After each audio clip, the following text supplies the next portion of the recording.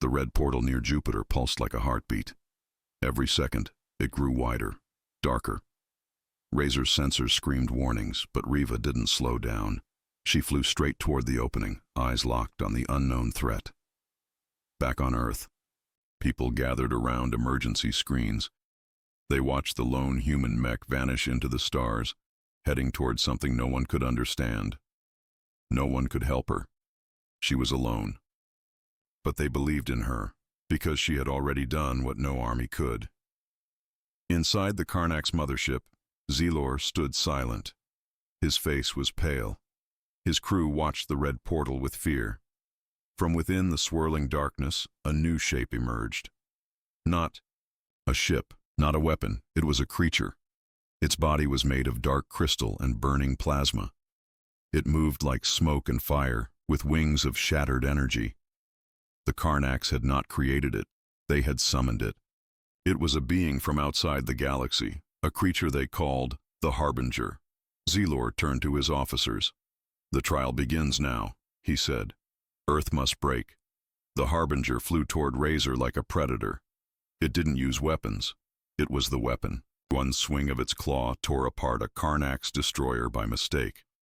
It didn't care who it hit. It only wanted one thing: destruction. In Razor's cockpit, Riva felt the pressure hit her like a wave. Alarms flared. Metal groaned. But she didn't stop. Her thoughts fused with the machine. She whispered one word: adapt. Razor changed. Blue armor shifted into silver. Wings unfolded from its back. Energy shields spread like a web. It was no longer just a battle mech. It had evolved into something new. A second later, the two collided. The force of the impact shook space itself. Earth scientists saw shockwaves even from orbit. People cheered, cried, prayed. Razor spun, slamming an elbow into the Harbinger's side. The creature roared, swinging back. One hit almost cracked Razor's chest plate, but Riva pushed harder. Razor responded faster than ever. Sparks flew. Plasma blades clashed in silence. This wasn't just a battle. It was survival. Meanwhile, deep underground, Earth's hidden command bunkers came alive. Generals called each other without borders.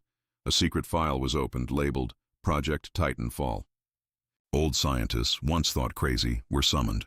One of them, Dr. Elias Morrow, looked up from the ancient notes and said, "If Razor can hold that thing off, we might still have time."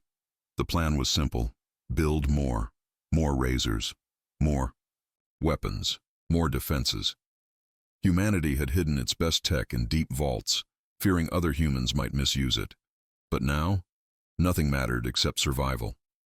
In orbit, Riva saw the Harbinger pause. It tilted its head, as if confused. Then Razor's system spoke. "Harbinger is learning. Danger level rising." Riva wiped blood from her lip. "Then we stop it before it finishes." She pushed Razor forward. A new attack charged through her. Thoughts built inside Razor's arms. She called it the neural lance. It wasn't in any manual. The machine created it with her mind.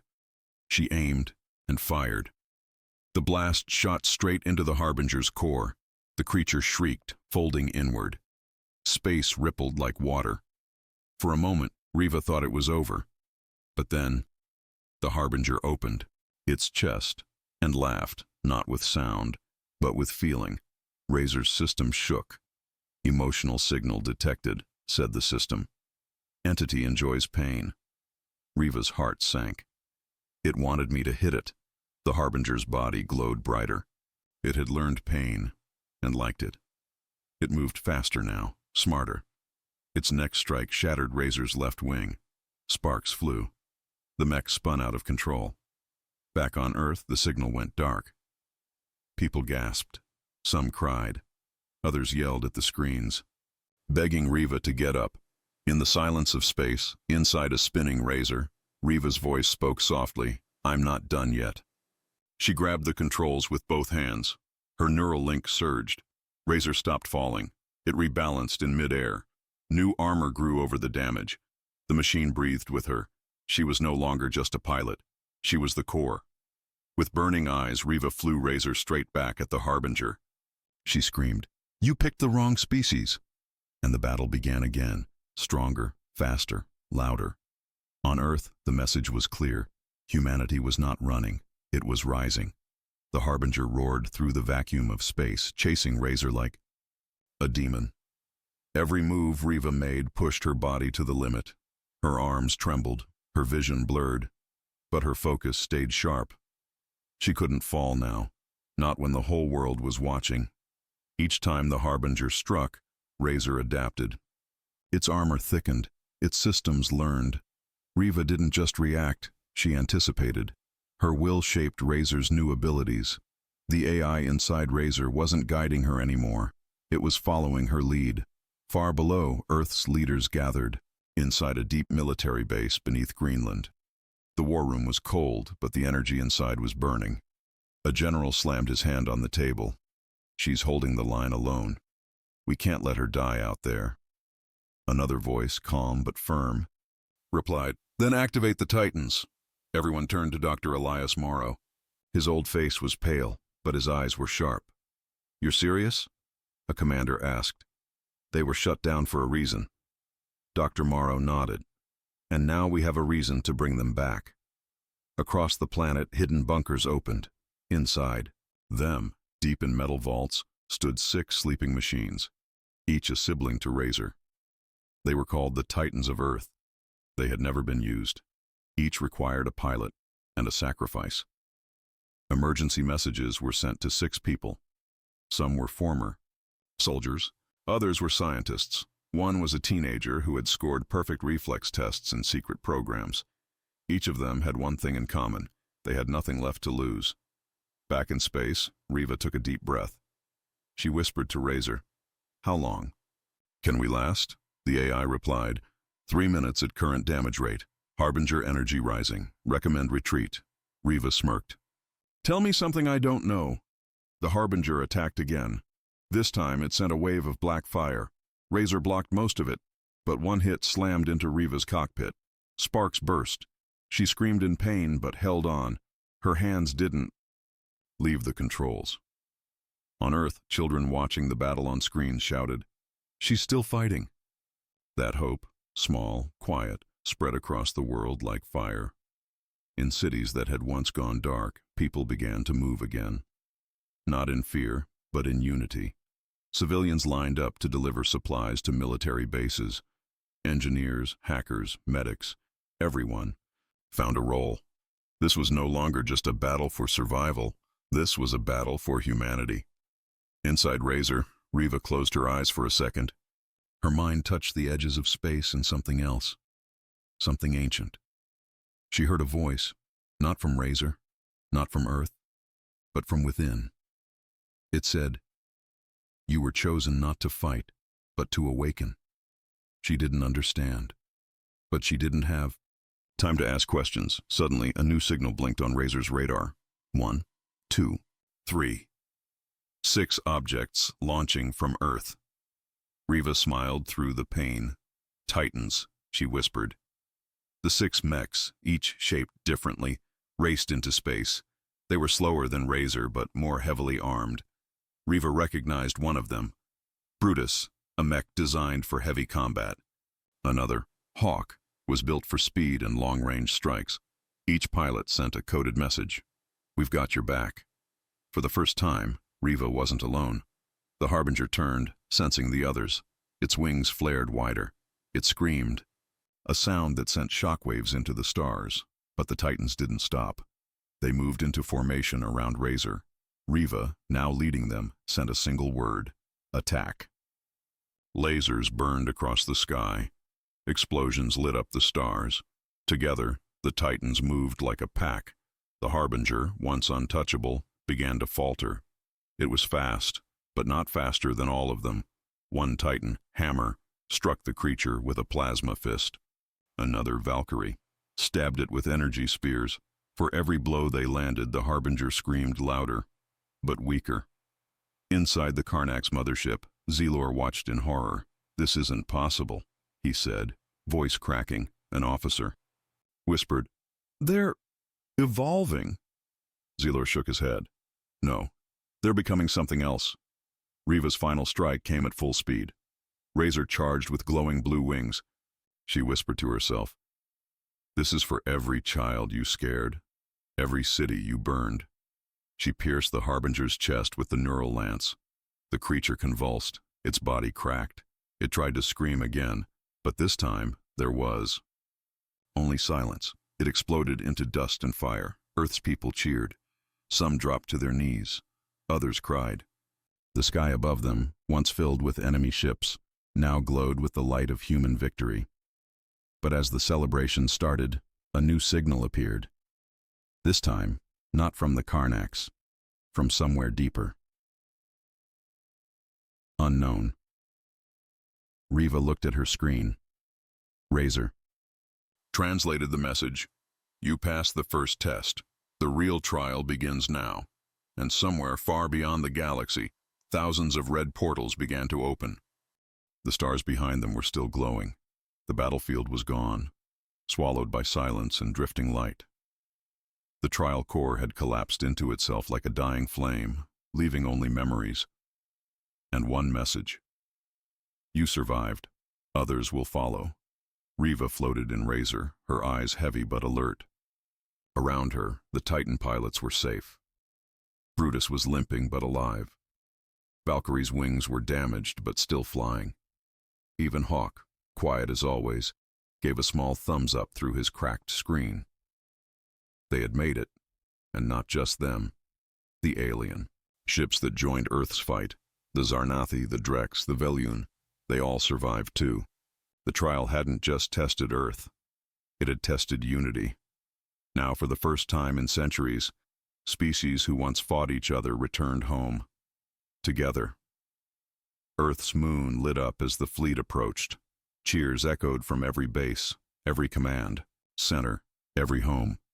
Families watched on screens, eyes filled with tears. The world had feared the end, but instead, they witnessed a beginning. Razor touched down first.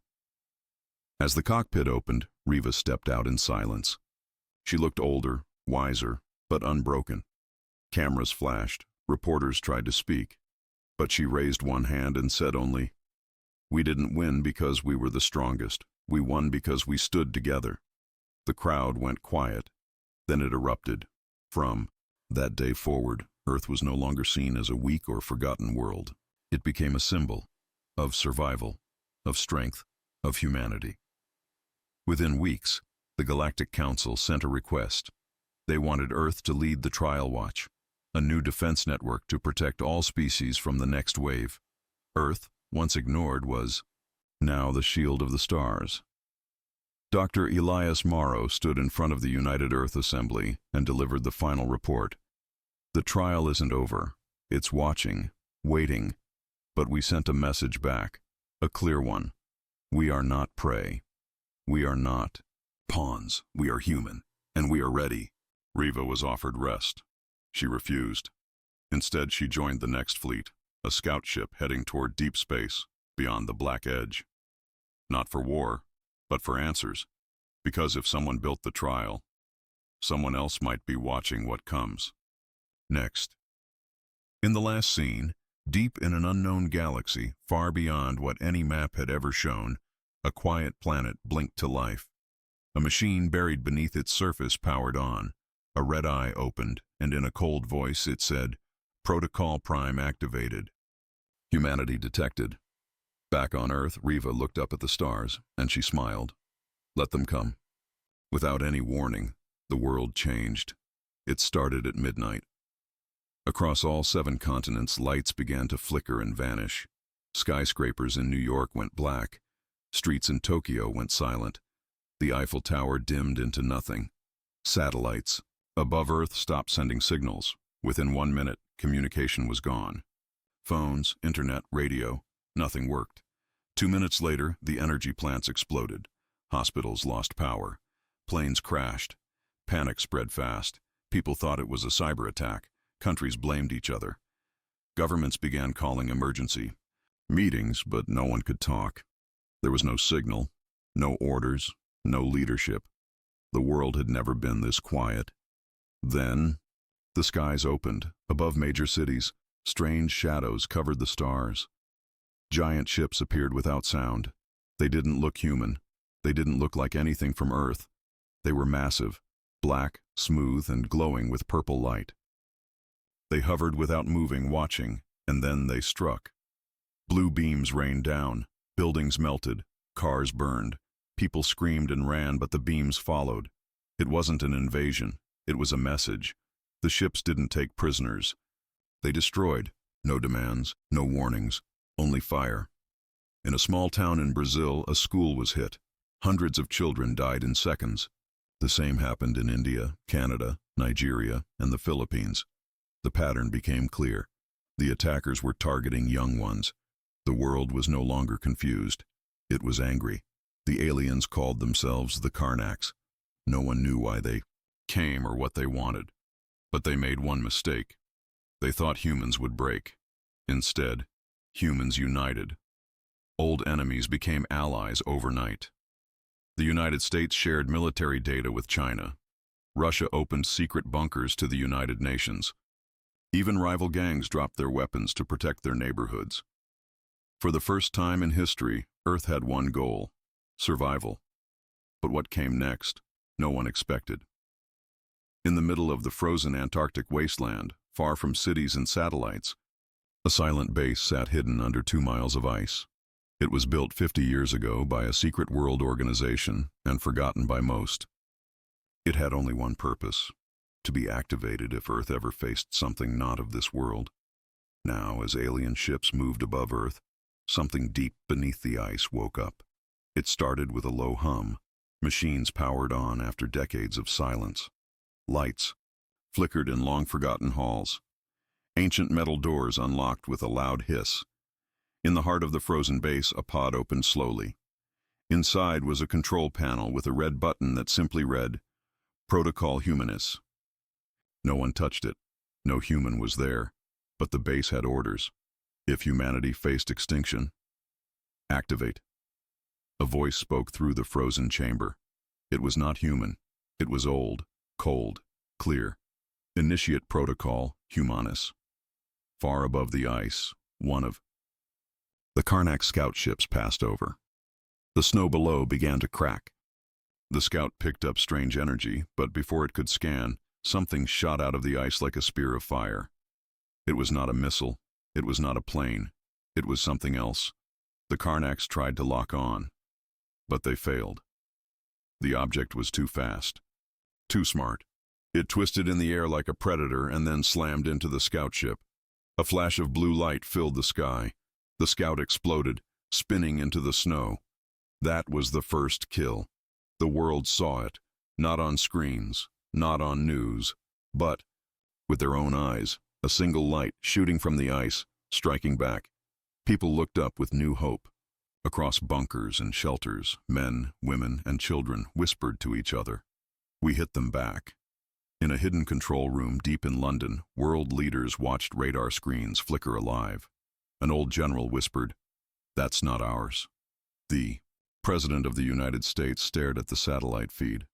A cold smile grew on her face. "They thought we were weak," she said. "They forgot we are human." As fire lit up the sky and the world prepared for war, deep under Antarctica, the machines kept working. In a locked chamber labeled Titan Core, another machine powered on. It had not moved in 60 years, but now it began to wake. Tubes filled, with glowing blue fluid hissed. Armor locked into place.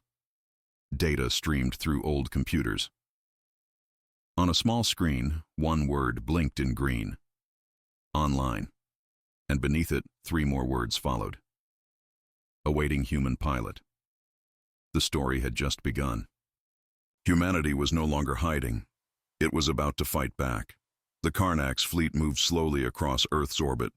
Their massive ships blocked sunlight in some regions. Cities beneath them froze in fear. The aliens waited for surrender. They believed it was only a matter of time. After all, every world they had conquered had bowed within hours. But Earth remained silent. That silence worried them. In the command center of the Karnak's mothership, a tall figure stood. His name was Zelor, supreme strategist of the Karnak's armada. His skin was pale and stretched, like frozen glass. His eyes glowed white, and his 4 fingers tapped the control table as he studied Earth's reaction. "There is no central broadcast," he hissed to his crew. "No message of peace. No begging. Strange." One of his officers replied. "There was a retaliation in the southern ice sector. One of our scouts was destroyed." Zilor turned slowly. "By what?" he asked. The officer hesitated. "We don't know." Zilor's eyes narrowed. "Find out." Back on Earth, far below the ice, the ancient base continued to awaken. A chamber marked Pilot Selection opened with a hiss. Inside, a single file sat on a pedestal. A name was stamped in bold across the top. Riva Torres. She was a former fighter pilot, discharged after an experimental crash. Everyone thought she had died.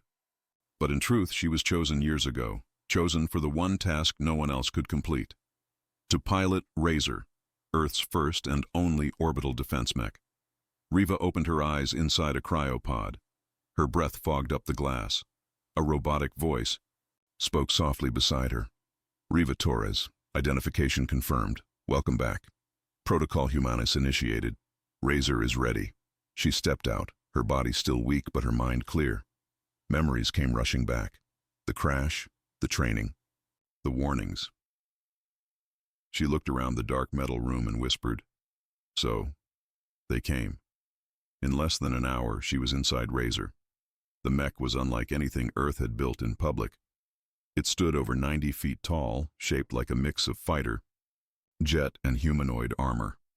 It ran not just on fuel, but on thought. Razor moved with the pilot's emotions, learning, adapting, and evolving. Riva placed her hands on the neural controls. A helmet lowered over her head. Lights blinked. A low hum filled the air. "Neural link complete," said the system. "Ready for launch." Far above, the Karnax fleet finally picked up movement. Razor launched from Antarctica, piercing the clouds like a spear of blue light. Zilor stared at the screen. "What is that?" he growled. His officers had no answer. The ship moved faster than their sensors could track. It flew directly toward a smaller Karnax carrier above Africa. "Fire." "On it!" Zilor barked, but Razor had already reached its target. Riva gritted her teeth, pulled her hands forward, and Razor responded. Blue energy formed along its arms. She whispered, "Let's show them what Earth made in the dark." A pulse cannon fired from Razor's chest. The Karnax carrier was cut in half in one shot. It exploded silently in the sky, raining alien metal across the desert. People across Earth watched from the ground. Children pointed, adults gasped. No one could believe it. One machine, one pilot, one perfect hit. In the Karnax ship, Zilor slammed his fist on the table. Impossible! That was just one human. Riva turned Razor toward the main fleet. More ships came after her. She dodged between blasts, danced through missiles, and responded faster than any AI. She wasn't just flying the machine. She was the machine. Every time a Karnax weapon locked onto her, she vanished and returned fire. One by one, their ships began to fall. Earth's people began to hope. In bunkers, soldiers began preparing. In labs, engineers started activating backup weapons. All of Earth was waking up. Because Razor had shown them something important. This war could be won. But as Riva flew closer to the Karnax mothership, a new warning flashed inside Razor. Warning. Unknown energy detected. A red portal began to open near Jupiter. Something big was coming through. Even Razor's systems could not identify it. Then came the message, broadcasted across every screen on Earth, in every language. You were not supposed to fight. You were supposed to kneel. Now the trial has truly begun. Riva stared at the glowing portal, her hands tightening on the controls. She spoke calmly. Let them come. And Razor charged forward into the stars. The skies were clear now. The Harbinger was gone, broken into 1,000 sparks. Earth's people looked up and cheered. Riva floated in orbit inside Razor, her breathing heavy, body bruised, but her eyes burning with fire. The Titans circled, her in silence, still glowing from the battle. For the first time since the Karnax invasion, hope felt real. Cities lit up again. Children clapped in front of screens. Soldiers hugged each other. Families cried in relief. But then, a whisper came from the stars. Razor's radar lit up. Red dots, then more, then thousands. A signal flashed on every satellite screen across the galaxy. Stage 1 complete. Trial expands. Riva looked at it and froze. It wasn't just about Earth. At the same time, in a Karnak's war room light years away, Commander Zelor stood before the High Council. His body was bandaged, and his pride was gone. "I warned you," he said, voice hoarse. "You called them primitive, but they woke something ancient." A shadow moved behind the council chamber's glass wall. A massive being stepped forward, twice as tall as a Karnak's, skin like armor, eyes glowing red. It spoke in a voice like thunder. Humanity was the lock. Now the door is open, back on. Earth. Scientists in underground labs watched in horror as new portals opened, not near Earth, but all across the galaxy. Peaceful planets, mining colonies, space stations. They all started disappearing one by one.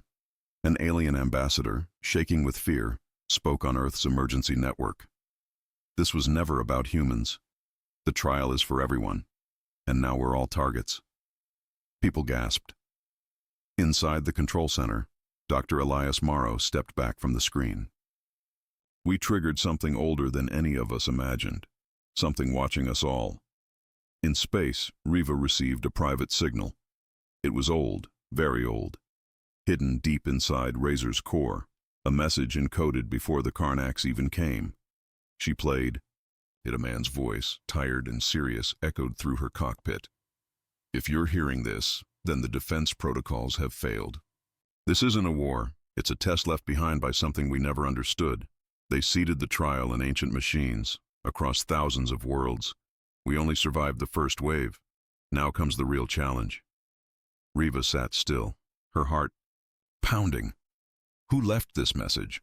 How long had humanity been connected to this, without even knowing? Suddenly, the Razor screen changed. It showed coordinates, not in Earth's system, but far beyond. Near a black star, once thought dead. Origin. Point, trial core. Dr. Morrow saw the same coordinates on Earth's screen. This is where it all began, and maybe where it can end. Earth's leaders didn't argue this time. They knew. They couldn't wait for the next wave to hit them. They had to go there. Riva's voice cut through the global network. "I'm not letting another planet fall like ours almost did. Razor is ready. Who's coming with me?" One by one, the Titan pilots responded. "I am. To the end. Let's finish what they started." Earth's engineers, scientists, and AI cores worked together. Within hours, they began constructing the Armada, a fleet powered by ancient tech, rebuilt faster than anyone thought possible. Civilians donated what they could. Farmers gave old fuel stockpiles. Retired astronauts returned to the command deck. Even children painted messages of hope on the Titan ships. "Fight strong, come home." And then, something unexpected happened. Alien races, who once mocked Earth, started sending help. The Zarnathi brought star maps. The Velen offered stealth drives. Even the proud Drex sent a ship, covered in armor made from living stone. The message was clear. Humanity wasn't just fighting for Earth anymore. They were leading the galaxy. As the Titan fleet powered up and Earth's moon turned into a launch hub, Riva stared at the red void in the distance. A whisper echoed through space again. "We see you." She smiled coldly, and were coming. The stars grew colder as the fleet moved deeper into space. Earth was behind them now, a glowing blue dot slowly fading. Ahead, the coordinates pointed toward an area long feared by astronomers and ancient alien races. The Black Edge. No star systems, no signals, no life. Only silence. Riva sat in Razor's cockpit, watching the void stretch across her screen. Even the Razor's sensors, once sharp and fast, slowed down. It was like the universe itself didn't want them there. Behind her, 6 Titans flew in formation, glowing faintly in the dark. And around them, 20 ships from alien races followed. Old enemies, old fears, now bound together by one truth. The trial didn't care who you were, It only wanted to break you. Inside Earth's command ship, Dr. Elias Morrow stood in front of a glowing sphere. "This is the trial core," he said to the group. "No one's ever returned from this zone, but someone, something, is sending out those red portals." He pointed at a growing object in the distance, a strange structure the size of a moon. It wasn't natural. It looked like black crystal, shifting and pulsing like it was alive. The message repeated on every screen: "Trial core reached. Prepare." For phase final. Suddenly Razor jerked hard. Alarm screamed. Riva struggled with the controls. "What's happening?" she shouted. Razor's voice returned. "They're here." Portals opened. Dozens. Hundreds.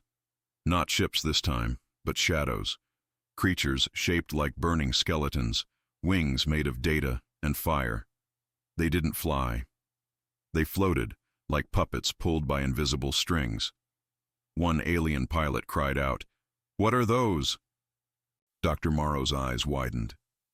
"They're not machines. They're memories." "What?" a general asked. "They're memories of war," Morrow said. "This trial doesn't send armies. It sends pain, every world that failed before. Those monsters are what broke them." A massive shadow came forward, taller than any Titan. Its head held thousands of screaming faces. Razor's screen flashed. Designated Judicator Prime. It lifted its hand and spoke, without a mouth, without sound, but Riva heard it. "You killed our agent. Now prove you are not like the others. Show us your truth." Then it attacked. The Judicator moved like lightning. One swipe destroyed an alien ship instantly. The second knock sent a Titan spinning out of formation. Riva screamed into her comms, "Stay together! Don't scatter!" The Titans regrouped and fought back. Brutus fired pulse cannons. Valkyrie threw spear volleys. Hawk dashed through enemy shadows. Each hit made the creatures burst like glass, but more kept coming. Inside Razor, Riva pushed beyond her limits. Every memory of the invasion. The children, the screams, the silence over Earth. She let it burn inside her. She whispered, "You want to see truth? I'll show you." Her hands moved and Razor changed. The armor opened. Wings spread wider. A new system unlocked deep in its core, Protocol Omega, one that no human had ever used. Lights surged through the cockpit. Razor's voice, now calm and deep, said, "User verified. Humanity acknowledged. Omega mode active." Razor became brighter than a sun. Every creature that came close burst into smoke. Even the Judicator hesitated. Riva spoke through the open channel to all pilots. "Don't give in. Don't let their memories break you. We're not just warriors. We're survivors." All ships synced. Aliens who once fought against Earth now fought beside it. Old wounds didn't matter now. Only unity did. Brutus rammed the Judicator. Hawk struck its back. And Razor, glowing with white fire, charged the core. Inside that giant black structure was a beating heart, made of data and energy, the trial itself. Riva aimed everything she had and whispered, "End this." The final shot tore through space. The heart cracked, and suddenly, everything stopped. No sound. No movement, just light, blinding, white light, and a voice. Calm, timeless. "You have passed. Barely. The trial ends. For now." Every shadow vanished. The black structure melted into stardust. And just like that, the war was over. But the voice left them with one final warning. "You were the first to survive. Others will follow. When the final trial comes, remember who lit the fire." Riva opened her eyes. She was still inside Razor. Earth's blue signal blinked in the corner of the screen. She smiled weakly and said, "We're coming home."